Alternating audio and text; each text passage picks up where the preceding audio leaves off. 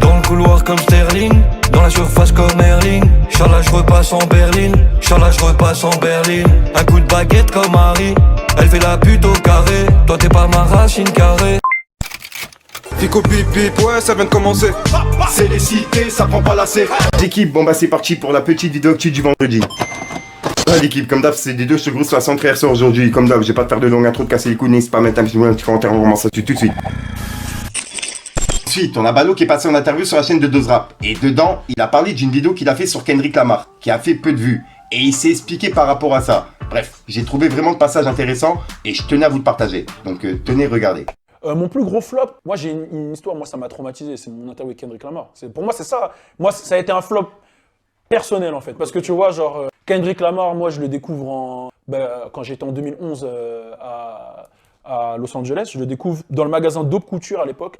T'achetais un t-shirt et il te donnait sa mixtape de l'époque. Et du coup, moi on m'appelle pour, c'était To Pimp a Butterfly, tu vois, pour faire l'interview. Ouais. Donc moi, je suis comme un ouf, on va faire l'interview et tout. Non, je sors l'interview, je suis là, je suis comme un ouf, je tease partout et tout. En une semaine, je fais pas plus de 5 ou 10 000 vues.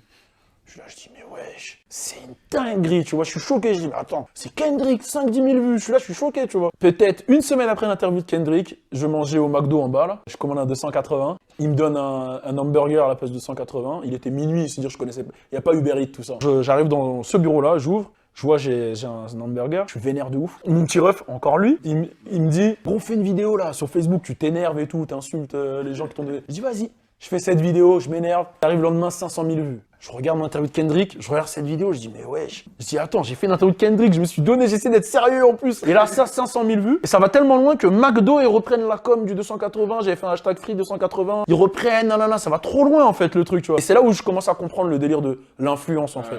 Tu vois, McDo qui reprend le concept du 280, etc., etc.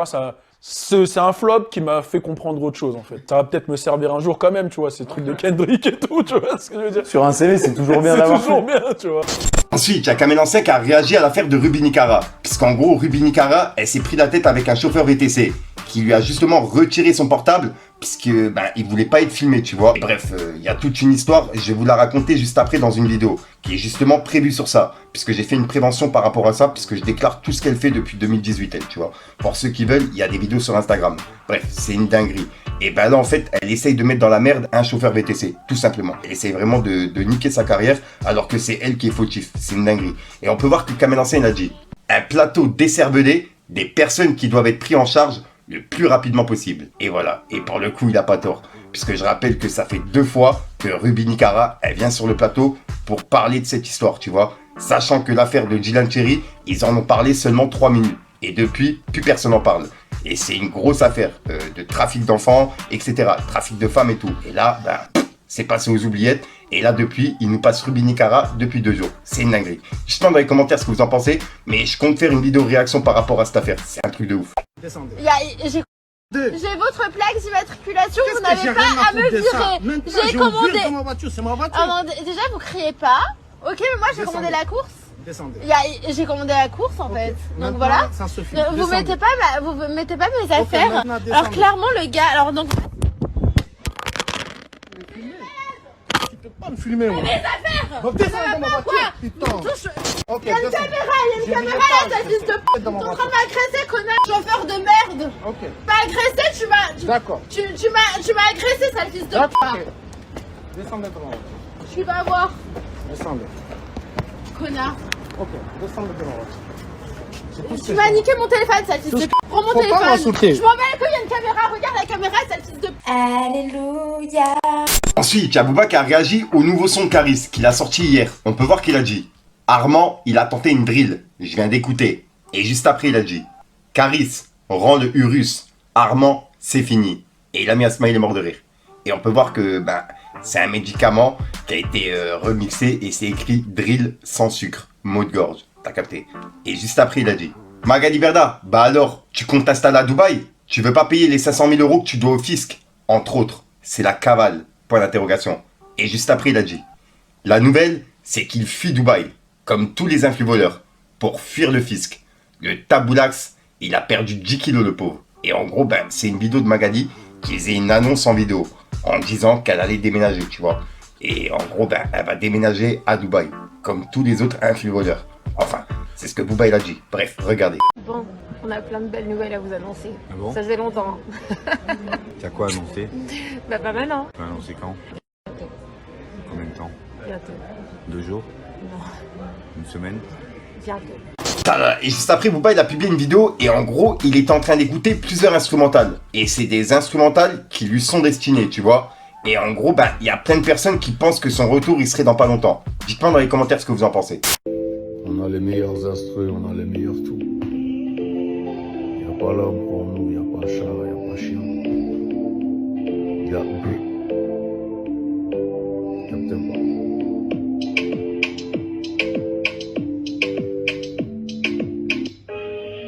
Tous les styles, on a tout.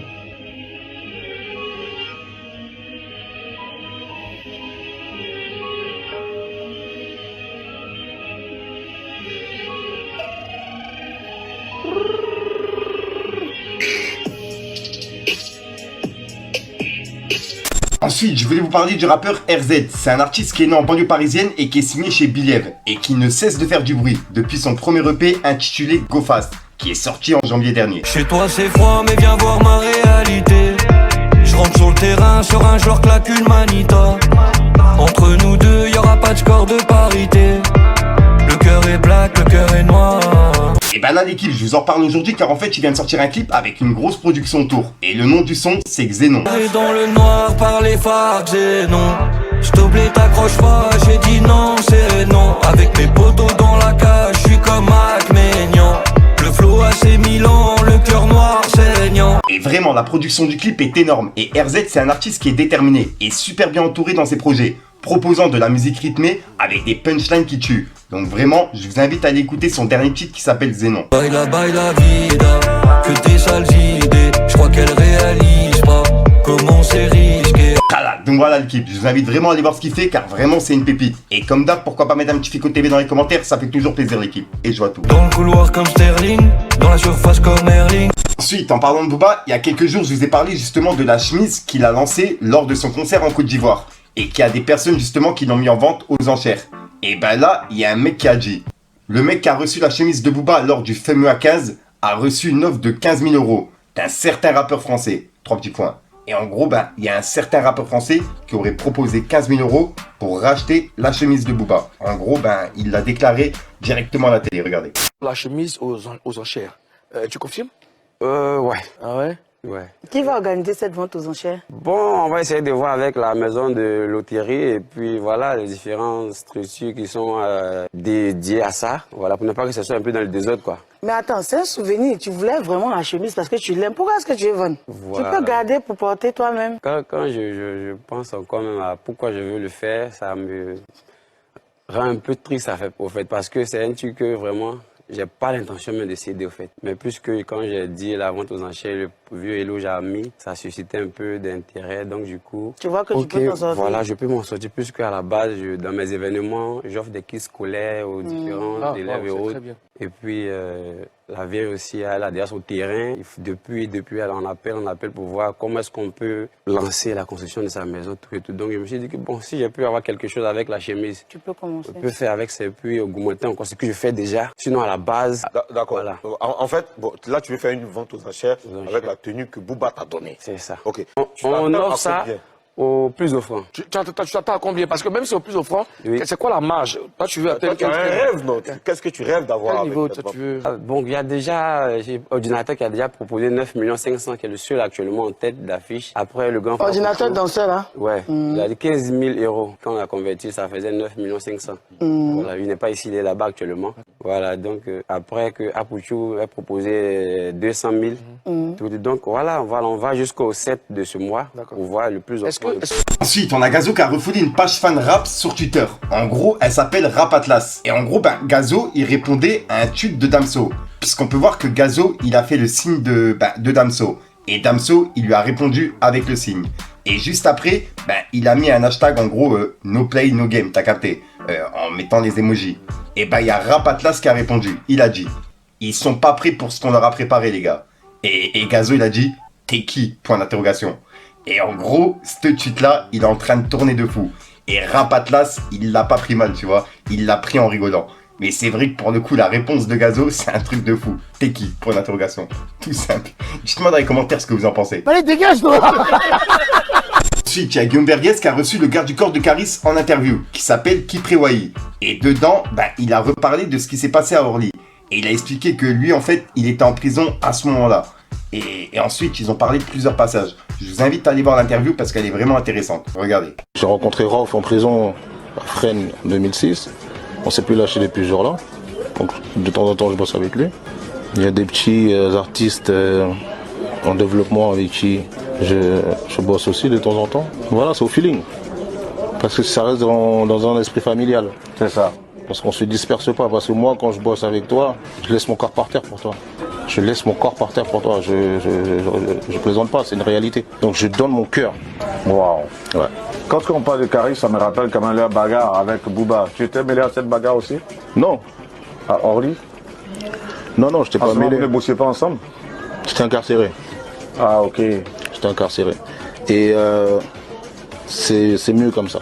C'est mieux comme ça, Guillaume. C'est vrai, c'est mieux que tu ne sois pas là. C'est mieux comme ça. Pourquoi? Laisse tomber, c'est mieux comme ça. Parce que de nature, je suis quelqu'un de très virulent, très impulsif, très colérique. Et ceux qui me connaissent le savent. C'est simple, zéro défaite. En tête à tête, personne ne me frappe. Ah ouais? Je suis pas prétentieux, c'est une vérité. Cyril Nganou, je le prends. Tu lances un défi là? Je le prends. Tu es prêt? Tu es sérieux hein? Je parle français, je le prends. Dans chaque pays où on a mis les pieds, avec Caris notamment, lors des concerts, et je tiens vraiment à souligner ce truc-là, que ce soit où il y a une communauté ivoirienne, que ce soit à Mayotte, que ce soit à l'île de la Réunion, que ce soit partout, on est partout. Partout dans le monde, ouais. Quand on rencontre des Ivoiriens, ils nous font que des doléances à Caris. On dit ça. Donc voilà l'équipe, c'est tout pour cette petite vidéo actu. Dites-moi vous ce que vous en pensez dans les commentaires et n'hésitez pas à mettre un petit pouce bleu pour soutenir le référencement. Et si jamais vous n'êtes pas abonné, je vous invite à activer la petite cloche l'équipe. Elle est dans le noir par les phares, c'est non. J't'oublie, t'accroche pas, j'ai dit non, c'est non. Avec mes potos dans la cage, j'suis comme Mac Maignan. Le flow a ses 1000 ans, le cœur noir saignant. Baila vida, que tes sales idées. Donc voilà l'équipe, 63 sort aujourd'hui. Comme d'hab, j'ai pas de casser écoute trop temps. N'hésitez pas à mettre un petit bout de petit référencement si t'en penses dans les commentaires. Comme d'hab, si t'as pas de mettre un commentaire, tu mets un sur ça. C'est juste pour référencement. Ouais. J'ai bugué, mais vas-y. Donc voilà l'équipe, ouais, j'ai pas vraiment d'intro qui sont prévues. Je vais pas te casser les couilles. Comme d'hab, je sais déjà sort pour mieux sur une de mes vidéos et une nouvelle exclue. Et comme d'hab, dites-moi dans les commentaires ce que vous en pensez l'équipe. Enfin bref, peace les gang.